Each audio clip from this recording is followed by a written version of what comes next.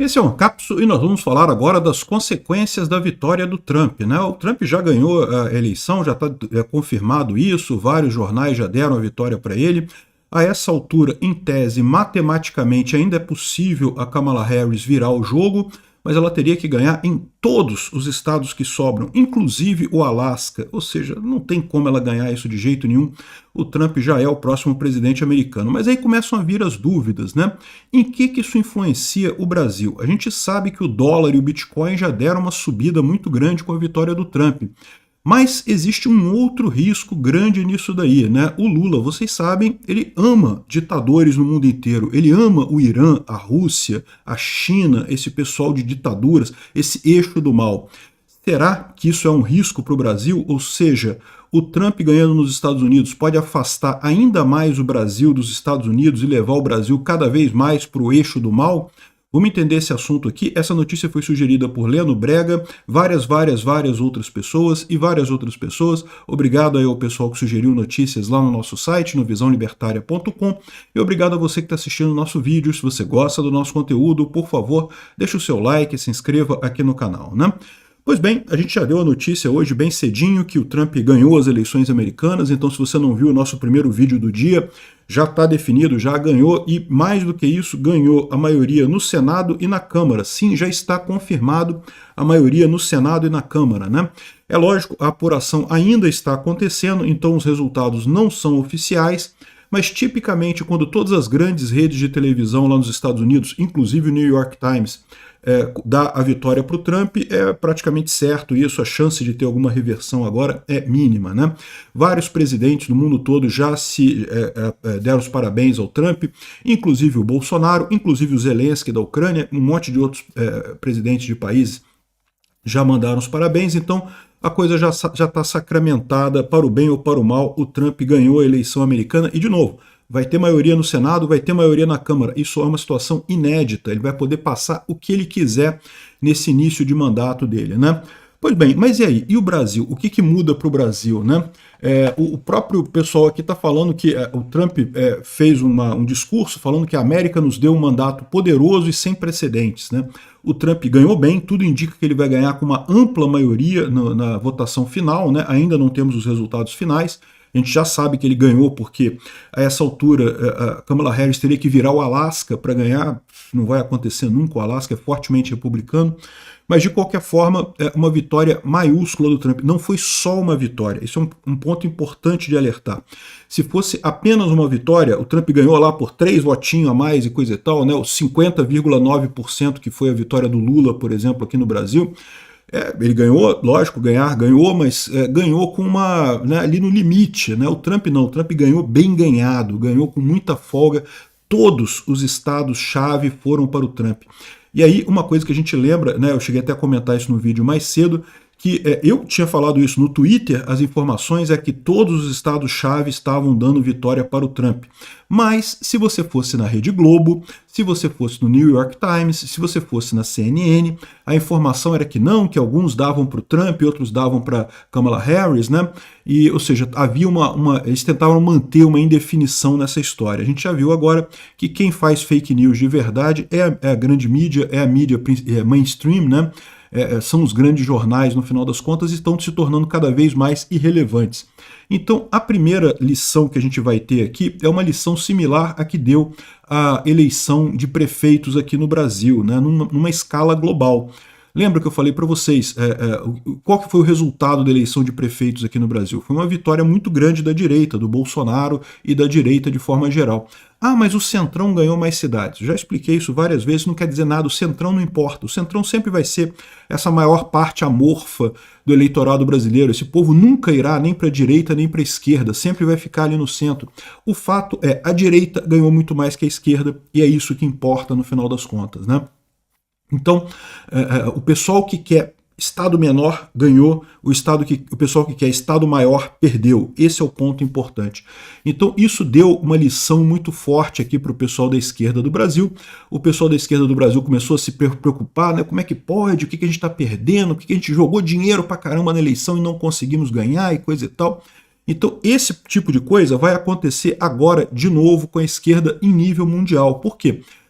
Porque da mesma forma que o pessoal aqui do PT aqui se pergunta o que a esquerda não consegue ganhar, vai estar o mundo inteiro, agora a esquerda no mundo inteiro, que estava naquela bolha pequenininha da esquerda ali, achando que a Kamala Harris ia ganhar, não é possível, as pessoas não vão votar no Trump, não sei o que lá e coisa e tal. E esse pessoal todo vai se questionar agora, e aí, o que aconteceu, né?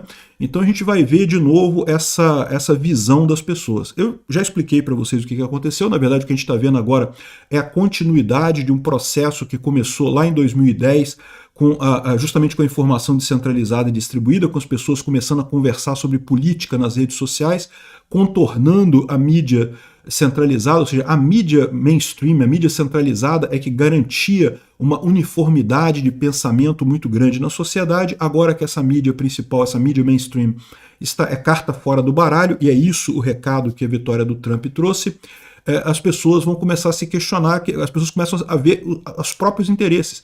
E a população, via de regra, não só aqui no Brasil, como no mundo todo, a maior parte da população é conservadora e religiosa. Lá nos Estados Unidos também é verdade isso. E eu diria que na Europa também é verdade isso, tá?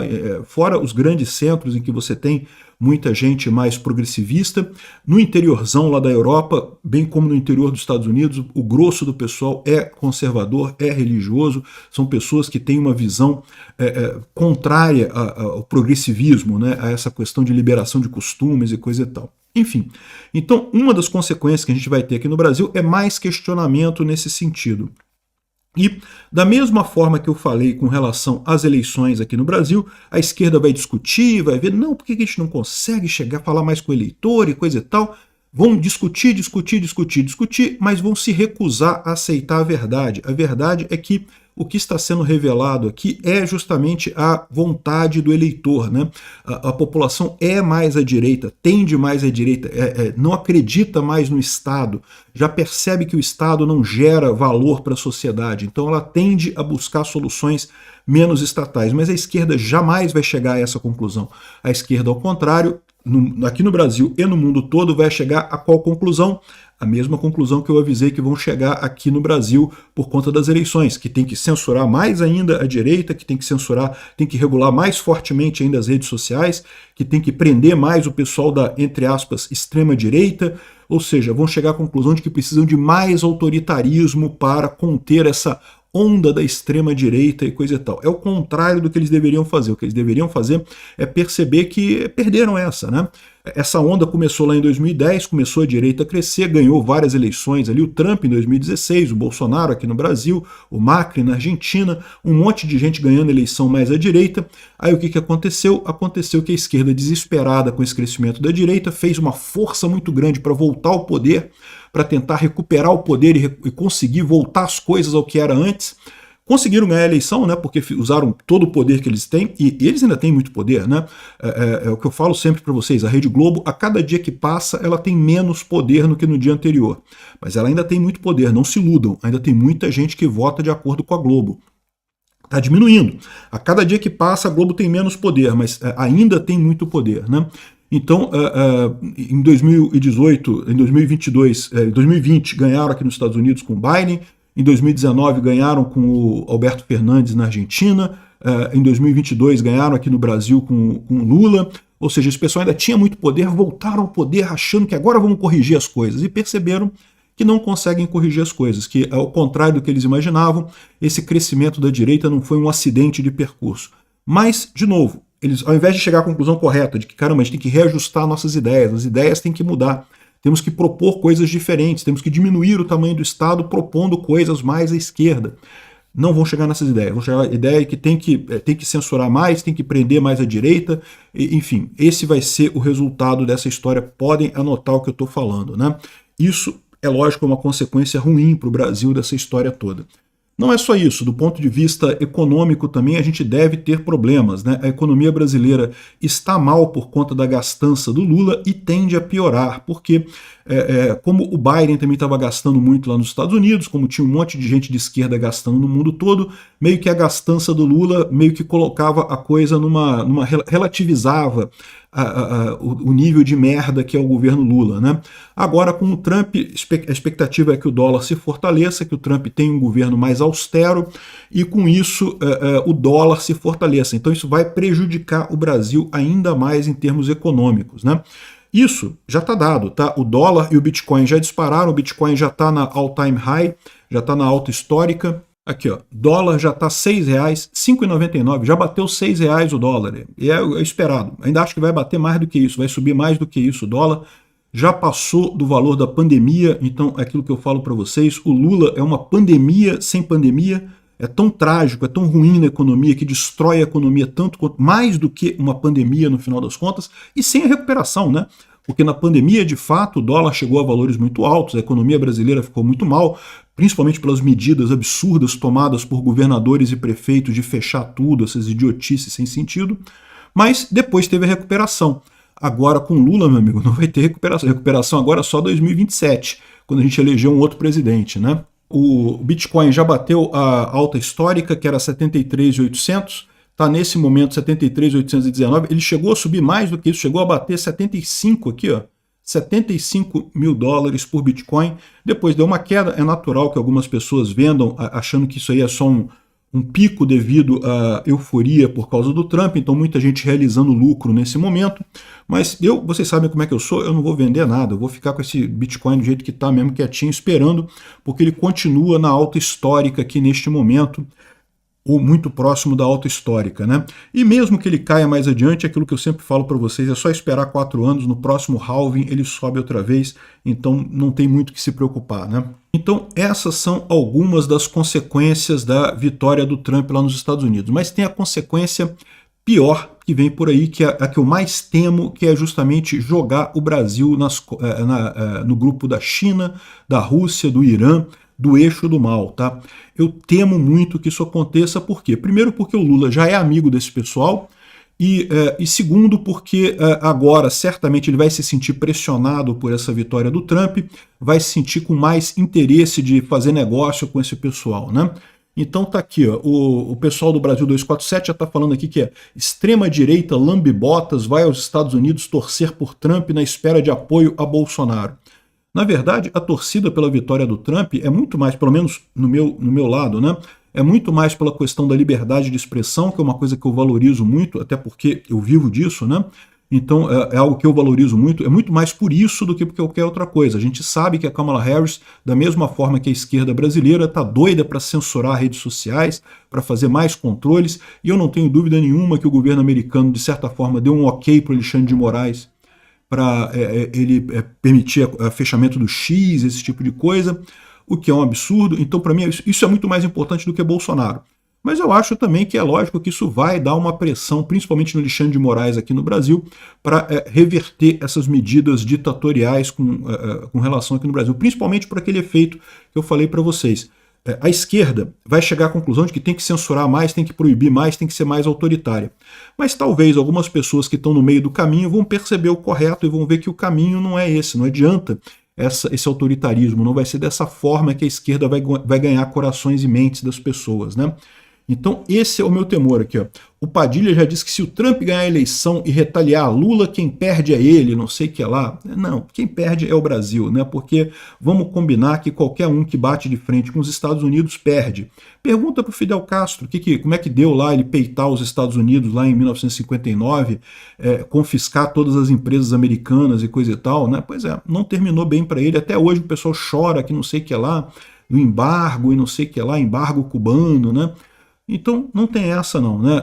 Se realmente a coisa gerar uma briga entre Brasil e Estados Unidos, quem perde é o Brasil. E o pior é que com o governo Lula, a tendência é jogar o Brasil no colo da China, né? Já está aqui o ministro do Lula indo à China reconhecer concorrente da Starlink. Já fiz um vídeo explicando como é que isso é uma besteira danada. Esse concorrente da Starlink lá na China é verdade, mas ainda está começando. Lançaram os primeiros 18 satélites agora.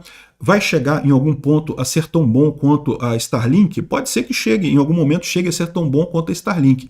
Mas lembra que essas iniciativas estatais raramente ficam tão boas quanto iniciativas privadas, né? Coisas controladas pelo governo são naturalmente ineficientes. E além disso, vai levar um tempo para ser tão boa quanto a Starlink hoje. E nesse meio tempo que vai levar para a empresa chinesa ser tão boa quanto a Starlink hoje, a Starlink vai estar melhorando. Então a gente vai estar de novo numa desvantagem grande em relação a Starlink. Eu acho que concorrência é sempre bom, quanto mais alternativas tiver no Brasil, melhor. Mas o que eu temo nesse caso aqui é que o governo Lula queira uma alternativa para caçar a concessão da Starlink no Brasil. Isso é uma das coisas que me preocupa, ou seja, uma das coisas que pode acontecer nesse distanciamento do Brasil dos Estados Unidos, né? A outra coisa, lógico, é a idiotice dos BRICS, que vocês sabem a minha opinião sobre os BRICS, é o clube das ditaduras falidas, um monte de país de merda, sem nenhuma preocupação com a liberdade individual, com a economia, ficam só brincando de fazer grupo, porque na verdade o BRICS não é nada, não tem acordo de livre comércio, não tem acordo de livre transação de pessoas, né? As pessoas não podem viajar de um país para o outro. O BRICS, no final das contas, não é nada em termos de grupos, é absolutamente nada. O único acordo que tem os países dos BRICS é de se encontrar todo ano para fazer essa convenção dos BRICS, aí cada ano num lugar, e discutir outros assuntos, mas nunca chegou a conclusão nenhuma. Nesse BRICS último aí teve a tal da moeda dos BRICS e coisa e tal, que eu já falei que é uma palhaçada. A China nunca vai aceitar isso. Por quê?